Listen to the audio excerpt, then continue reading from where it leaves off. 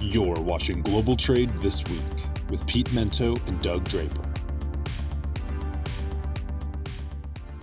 Hello, everyone, and welcome to Global Trade This Week. I'm Pete Mento, and with me is my co-host, co-star, you name it, Doug Draper. How are you, pal? Good, man. I'm doing really well. It's Thanksgiving week, so hey, it slows down. People kind of work. Tuesday they start peeling off. Wednesday nobody's working, and then Fridays most people don't even work. But in our industry, Pete, the freight keeps moving. So there are plenty of folks that are pushing boxes and doing entries to get things moving.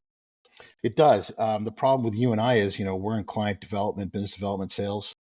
It gets harder and harder to get people to meet with you this time of year as they take vacations. And, so hopefully you put the work in the first 10 months and try to close what you can in the last two. But yeah, hey, I'm not here to complain, Doug. I'm here to put on a show. Yeah. So we do. It is your first topic. You have places to be. So why don't we go ahead and get started with topic numero uno. Numero uno, yeah. So this is about Walmart and Amazon, both of them together, right? And two press releases that caught my attention that I wanted to bring together and kind of meld them together and give you my 2 cents on it. So Walmart, we'll start there. So they were able to slash delivery costs on a per order basis by 40% in Q3. So the way I read that is if it costs $1 to move an order through the system, to pick it, to pack it, make the delivery, the whole 9 yards, they were able to pull that down by 40%. That is a significant number. That caught my attention. 8%, 7%. I could see people getting excited about that. 40%? The first thing I thought about, Pete, was, damn, they're screwing me over with the pricing that they're charging, right? But before I get to that, because that's the second part of it. So really it was, they had automation. I think 50% in this article said that they are really turning their warehouses focused on automation. Second piece was delivery drivers and making things more efficient with AI technology, density of routes. So when our driver goes out there, let's make sure he's efficient as possible. When I read that one, Pete, I remember from my days back at Airborne Express, some of our listeners are probably old enough to remember that company. I remember they came out with an internal press release that said they are going to save so much time and effort because their routes are set up where drivers only make right turns. And people were like, that's amazing. Yeah, it makes sense. Perfect. So we've come a long way with how we define driver efficiencies, right? So that's pretty cool that they're taking technology and being able to quantify it. The second piece with Amazon, shifting gears, is that this one's really unique. It says that they're doing no fulfillment increases for 2025, right? So FBA, fulfillment by Amazon. So if you just want to send your stuff to their DCs and they do the fulfillment, they're not going to raise any of those fees, and they're going to simplify them. Now, they've not said exactly what that means, but we have plenty of clients that we work with that use FBA to some degree. We may assist with cross-dock and unloading, but the complexity of their structure, Pete, is just astronomical. It's like if you bring in a package that's under 7 pounds, a Wednesday after a full moon, and, whatever, right? The girth is, bigger than this, but can't exceed that. It's super complicated. And I think what's happened is that companies are like, I don't get it. I don't even know if I'm making money because it's so complicated. And in this day and age, there's plenty of resources out there that I can find other avenues in which to sell, other marketplaces in which I can sell my product. So I think Amazon, in my opinion, is kind of feeling that a little bit. And let's just make it simplistic. So putting these together, Pete, and then I'll be done with this topic, is that Walmart saved a ton of money. Their efficiencies with what they're doing. I'm hoping that the end consumer is going to see some of that benefit, right? Walmart's a smart company. They've done amazing things. So I would assume that there's going to be some give back to the consumer, because the first thing I thought of when I saw 40%, what about me? I'm the consumer. Help me out, right? You just save 40%, which is a staggering number.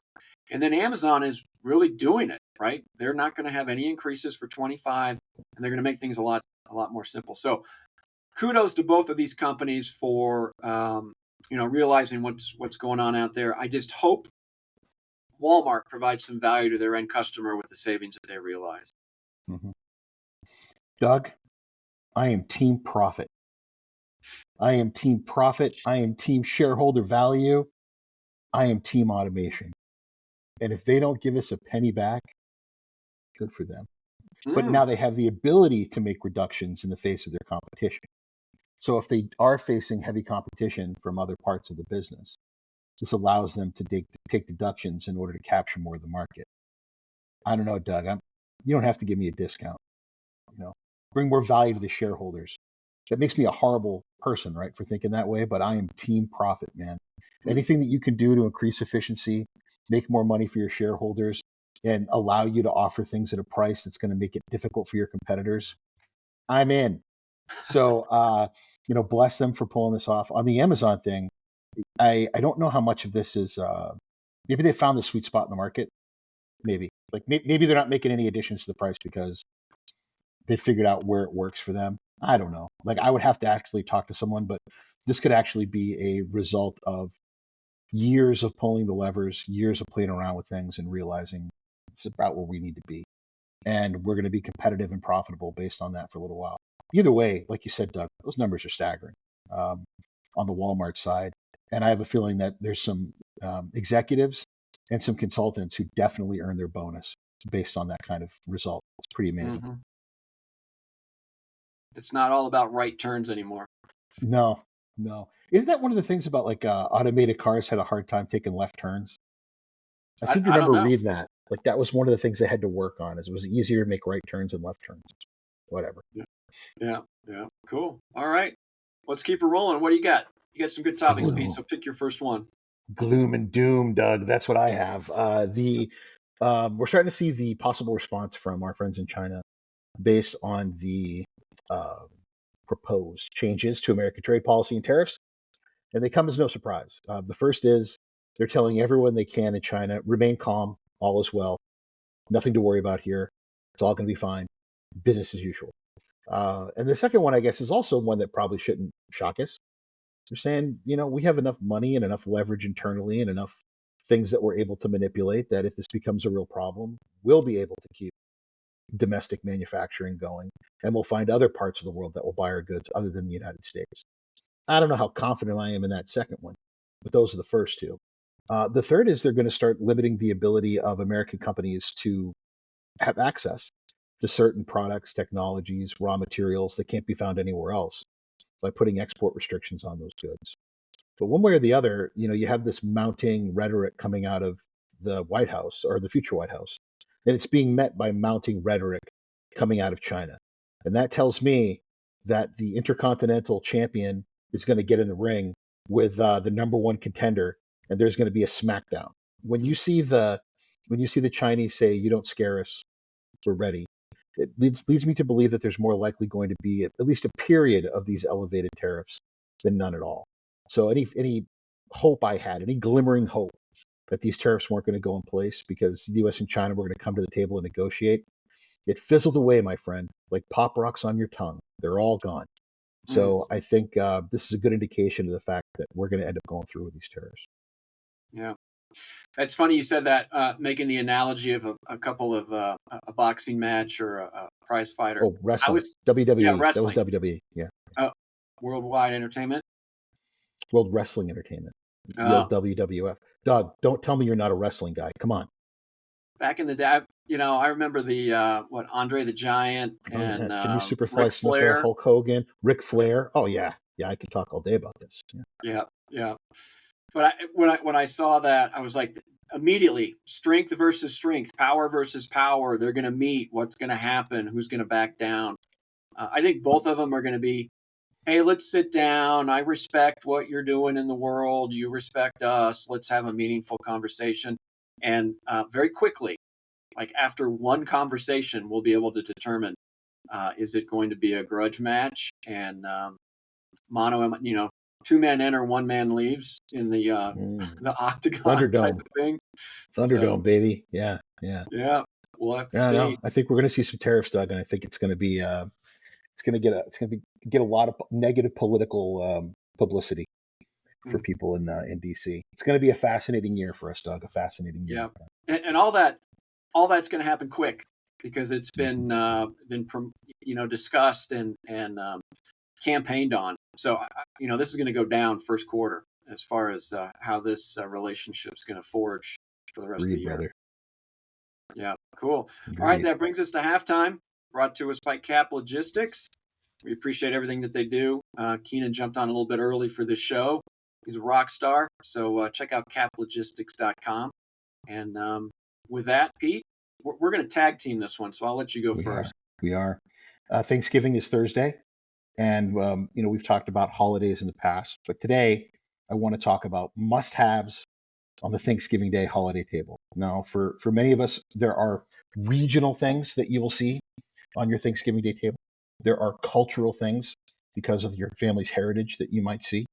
And then there's just, things that your family has always had. So for me, Doug, I don't get this kind of Thanksgiving anymore since my mother passed away. And when I try to recreate it, I don't do as good a job. But there are a number of redneck trailer park white trash things that I am used to having on my Thanksgiving Day table. And one of them is the Pillsbury rolls, the crescent rolls and the Oh, yeah. biscuits that you pop the can, right? I Where I'm going for Thanksgiving, I am quite sure that fresh, beautiful bread made by hand.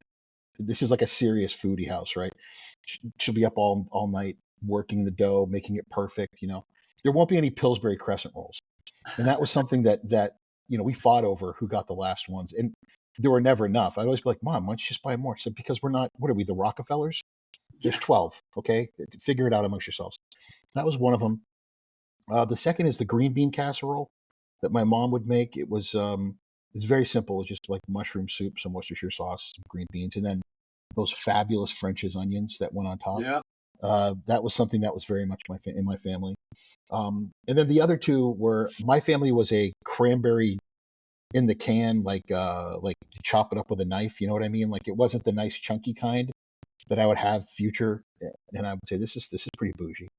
And the other was my mom's quote unquote fruit salad, which I don't think was mostly fruit nor salad. It was cans of canned fruit cocktail Hmm. with the juices drained, mixed with coconuts, like the dried coconut flakes, whipped cream, maraschino cherries, and chocolate chips. And this passed for salad at Thanksgiving, my friend. So I don't, there were cultural things on my dad's side of the family. There was always pasta, there was always all the Italian stuff. And then for my mom's side of the family, at anyone's house, there was meat. Okay, we're a cattle family, meat. It could be rib roast, filet mignon, whatever. But there was meat. But yeah, I miss the white trashy stuff my mom would make. I think about it longingly. How about you, Doug? Yeah. Yeah, it's funny. A couple of those are when you were talking about. I'm like, yep, nailed it. First of all, green bean casserole for all the things that you just said. The more French's onion Oh yeah, topping, the better. oh yeah. And the big debate is cut or French green beans. French cut green Ooh, beans or regular, traditional cut, I guess, for lack of a better term. So that was the Doug, big debate. in my family, French green beans, like they would have thought we were European, we were continental if we did something like that. It was frozen or canned cut green beans from Walmart. That's what Yeah, we put in our green bean casserole, and it was magnificent. yeah, it was. It was magnificent. And then the other thing is the cranberry. I'm not a cranberry guy, but I started laughing because we would do the same thing. You just take the can and you dump it. I mean, literally, it would be in a somewhat Yeah. nice bowl, but you could still see the ring, the markings of Oh, the can, the lining yeah. of the can right Yeah. on Yeah. the cranberries. Yeah. And that's just how it was. Nobody laughed about it. It's like, oh, okay, cranberries. Let's just kind of cut off the section that we want with our spoon Hmm. and whip it in there. So those are a couple of those. Ambrosia salad, I think, is what Hmm. your mom put Yeah. together, right? Yeah. Where it's just Yeah. fluff and sugar and processed Trash. fruit. Yeah, you're getting diabetes if you have a serving of that. Absolutely. On the cranberry sauce, I remember asking my mom when I was maybe 7 or 8, "How is this a sauce? This is just like cranberry jello. At what point of this? Look, you're supposed to put it on your other parts of your meal." I'm like, "Oh, okay." And then I tried it, and I remember putting cranberry sauce on my turkey myself, and I was like, "This is fantastic." And my whole family looking at me like, "That's not how you're supposed to eat it." I'm like, "Well, it's a sauce. I'm putting it on my food." All right. Yeah. The day after Thanksgiving Day sandwich, Doug, is one of the greatest of all American culinary achievements.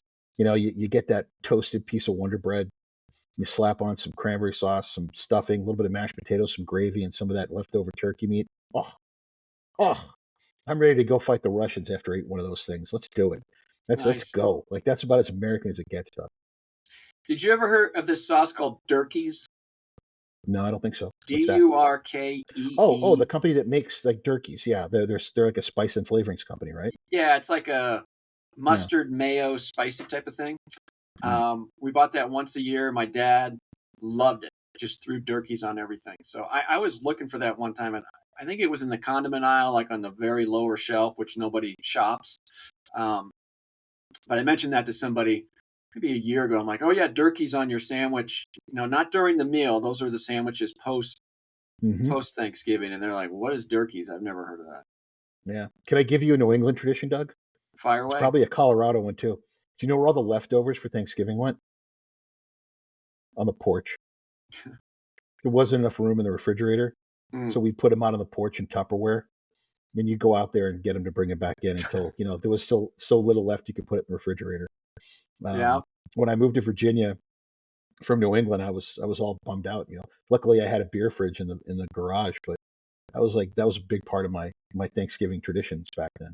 And my Yeah. family were never the Black Friday deal shopper types. That was not something we did. Friday after was a day of consuming all the leftovers and playing football out in the backyard and being together. It was very much a family thing because most of my family had the day off on Friday. We didn't go out to the malls and stuff. And given my propensity for hating large groups of people, if not people altogether, Doug, it should come as no surprise I don't like to go to those things. Love it. All right. Mm. Well, that's it. Halftime's over. Let me jump into mine. Who's this? Who was halftime brought to us by? I think it was by our friends at Cap Logistics. Is that correct, Doug? Our good Absolutely. friends at Yes. Cap Logistics, our fantastic friends at Cap Logistics. I'm pretty Yes. sure it was. Yeah. Yeah. Yeah. How many times can we say Cap Logistics before we move on? We want I to don't thank them know. again. We are thankful for Cap Logistics, Doug. At the Yep. Thanksgiving Day table, we should be thankful for Cap Logistics for allowing us to keep this program on the air. They don't ask us to say their name over and over again. We are just truly thankful for their support. Yep. Agreed. Cap Logistics. I think that was probably 17 times in the last minute. Yeah, caplogistics.com. Check them out, everybody. Yep. Yep. All right. So 2 weeks in a row, Pete, I'm talking about the rail industry. And this one is amazing Great because you and topic. I have talked about this. Yeah. To set the stage, you and I have talked about the efficiencies and the ESG nature of railroads and how they can move. I've seen things. CSX used to have a campaign where they could move a ton of freight this distance using this amount of petrol to get it, and it was just insignificant. You're like, that is such a small amount of energy that's being used to move that. And we were saying like they need to market that in this day and age and understanding sustainability and environmental protection. The railroad is queued up to take advantage of that marketing piece. So this one kind of goes along with that. So there was a Jerry Maguire manifesto moment at this event called Rail Trends, and it was done by the CEO Michael Miller of the Genesee Wyoming Railroad. Now that's a short line railroad, and they own a lot of other short lines. So I'm going to dumb it down for our listeners, right? And for me. Not because our listeners aren't well educated and adept supply chain professionals, but you hear short line railroads and you're like, okay, I don't really get it, right? So the analogy I have, Pete, is that the highways, I'm going to make it a road analogy. So the highways that are out there would be the class ones, right? The BNSF, UP, CS, Norfolk Southern. And then when you get off the highway, you have all these side streets, right? That would be the equivalent of the short line railroads. And then as you drive into the neighborhood to get to your home or your destination, that's another level of short line railroads. So the class ones are the highways, and the short lines are the side streets to get you your final destination. So the first mile and the last mile, so to speak.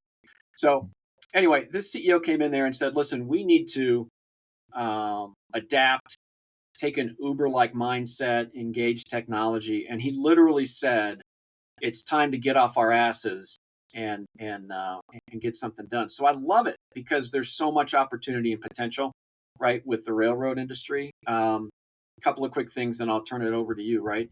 So technology advancements, collaborative approach, that's kind of fluffy a little bit. Need to embrace the technology that's a little bit fluffy. But here's the challenge with that, right? You got one guy in a very large short line that has the right message, in my opinion, right? You need to empower people. You need to take the control into the user's hands and really adapt. Similar how Uber was just a transcending, I can't think of the right word here, Pete. Disrupting. Disruptive, thank you. That was it. A technology, a decade ago. But here's the challenge is that there has to be collaboration and multiple company engagement, right? So I love the fact that this statement was made. I love the fact that the mindset is there, but there is a lot of short lines out there. There's a lot of people involved with connectivity that all need to be pushing in the same direction for it to make meaningful impact.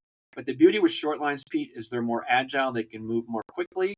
And so I really hope that this comment and the Jerry Maguire manifesto comes to fruition and we see some changes and some creativity in that part of the supply chain in the future.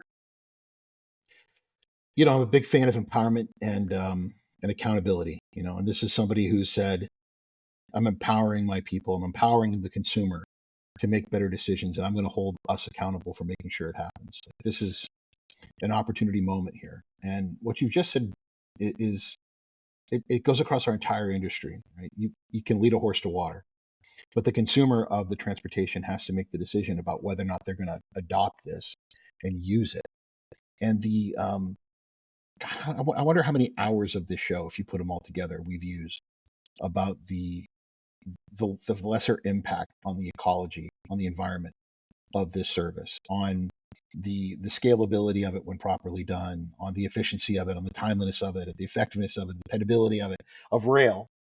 And then how many hours along with it we would say, but we really wish the federal government would put more money into infrastructure.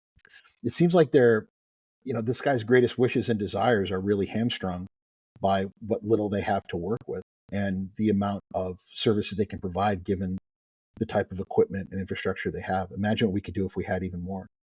So the consumers that are into rail, the consumers that are into intermodal, they see the impact and they see the effect pretty quickly.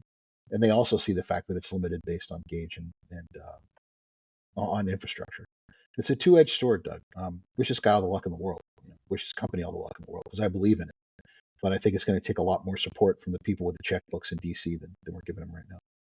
Yeah, good point. Good perspective. Was that depressing again, Doug? Did I just double gloom? I think I might have double gloomed at that point. Yeah, and gloom it's just it's contrary because right behind you is this beautiful white home with these stairs that have like more than a 45-degree angle pitch, right? That we've basically talked about a ladder. Before. Yeah. So you're bringing all this doom and gloom, but right behind you is just this white, shining, beautiful, calming nature. So it's coming off not quite as aggressively as normal. To the guilty, sometimes the truth feels like an accusation, Doug. Let's never forget that. Sometimes when people feel like crap and you're telling them the truth, what can I say? But that brings us to my last topic today. I don't know if this is so much doom and gloomy. I think it's kind of hopeful. The president of Mexico, who's sort of been into it with Trump lately, she's doing some very pro-America things. So behind all of this in 2025, 2026, the United States, Canada, and Mexico will be renegotiating their regional trade pact, USMCA, which used to be called NAFTA. And the renegotiation of that is going to create a pretty fabulous opportunity, in my opinion, for some underlying changes in the way that we look at these regions and what they produce and provide. America has always been the consumer. right? Mexico has always been the producer of materials, and Canada has been an exporter and a resource for natural resources and energy. And that's the way it's sort of always been. But over the last USMCA, where we are now, there's been some significant changes. And those changes really have to do with not only is Mexico this big, beautiful manufacturer of goods, they're also a significant consumer of them as well. And they're taking their place in the global pantheon of low-cost producers of product. They're moving up a notch, though, because the United States government has really been working closely with Mexico to identify areas where more Mexican content can be used in the production of goods, or American or Canadian, in order to make these even more NAFTA, right? Like even more NAFTA than NAFTA. You know, put as much Mexican stuff as we can in there. And now the Mexican president is saying we need to find ways to limit the incursion of Chinese parts into these products that are eventually turned into assemblies that qualify under the USMCA. But what really got my attention, Doug, is she said it's not just steel and aluminum, it's not just wires. Mexico sees itself as a country that will be producing microprocessors, semiconductors, and chips. And that got my attention. At first, I was like, whatever. Like, I actually made that face as I was reading it. And then I started to think, well, why wouldn't they? They have the people, they have the capital, they absolutely would have the support of the United States. Why wouldn't we make less advanced microprocessors and someday possibly even advanced microprocessors in Mexico for all of these industries that depend on Mexico? Then I had to kind of check myself and go, that's not as wild as it sounds. And I don't think it would take as long as it sounds either, particularly with American companies investing. It would also give them a platform to export this technology and become a real competitor with China in a market that they're doing a fantastic job of trying to get a hold of. So advanced processors, the ones that are really hard to make, you're not getting those anywhere from here. Sorry. Hate to bust everybody's bubble, but we're the King Kong of that entire industry. But when it comes to that next level of them, Mexico is in the catbird seat to put themselves in a position to be a global leader. And I'm here for it, Doug. I can't wait to watch it happen. Yeah, good point. My only concern with that, Pete, so I'll end this thing with a little Debbie Downer, right? The proximity, the proximity and cheap labor, check, right? Mm-hmm. The security, aka cartels, the challenges at the border, the infrastructure, and those things impact the political and economical stability of the region. And you need stability in order to have additional investment. Right. So they are queued up with everything that's pending with China that we spoke about on the first topic. The fact that things are happening in Mexico that we've seen in the last year, 18, 20% increases with imports, the whole 9 yards. They are primed and ready to go.